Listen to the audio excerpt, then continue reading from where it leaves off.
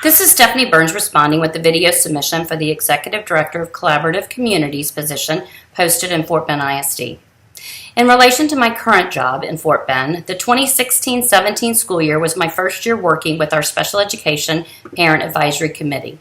Through conversations with these members and my volunteer work within the community, I identified a specific need. During the summer months, extended school year services are only offered to some students. Therefore, our families were asking for suggestions or ideas on what they could do with their children with disabilities during the summer break.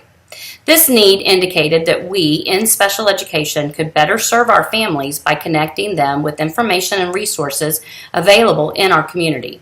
I reached out to 3 local nonprofits who were willing to partner with Fort Bend on this project. Our collaboration focused on identifying activities, daycares, summer camps, and transportation services that are designed for or accommodating of students with disabilities. Our goal was to bring all of these local resources together in one place so our parents could see they were not alone but had a community out there ready and willing to serve and support them. We have now had 2 successful summer resource fairs. While we did not formally solicit feedback through surveys or questionnaires to determine effectiveness, the unsolicited feedback from both parents and community representatives was overwhelmingly positive. Our first year, we've had 26 vendors, and this past year, we had 32 vendors, with many of them contacting us about being part of the event. In regards to presenting, I have presented to campus administrators through Focus on Learning and through the Deeper Dive series.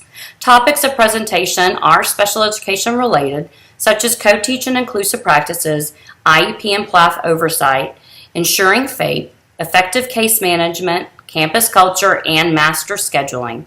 The smaller group FAPE trainings have received positive feedback from campus administrators and led to me being asked to present to campus administration teams or, in 2 cases, to the entire campus faculty before the school year. The Board of Trustees has identified inclusive practices through our board goals. Because of this, we have implemented co-teach. The Special Education Department is called to provide periodic updates on effectiveness and progress of the co-teach initiative. Our team is then given time to present a brief summary of our co-teach board reports where we provide a more broad review of our data and identify next steps for the Board of Trustees. These presentations lead to questions which our team must then respond. I have also participated in smaller group meetings with select board members to respond to their individual inquiries regarding data sources and futures planning of co-teach. Through my nonprofit community volunteer experiences, I've spoken at multiple events to parent groups on various special education related topics.